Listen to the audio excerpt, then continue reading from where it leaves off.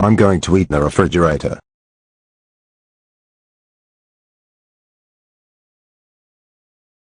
Wow. It tastes like chicken. I'm going to cook some turkey and mashed potatoes for tonight's dinner. Hey, where's the refrigerator? Evil '09 Noah John, where's the refrigerator? Oh, I don't know, sir. It's probably in your butt. No. First of all, you don't call me sir. I am your father. And second, where is the refrigerator? 4.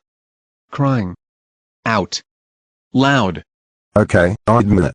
I ate the refrigerator. What? You actually ate the freaking refrigerator? Oh, my God. Evil '09 Noah John. You little brat. How dare you eat the refrigerator? That costed $400. That's it. You are so grounded for eternity. Go to your room right now. I don't want to hear that annoying voice out of you ever again. Evil '09 Noah John.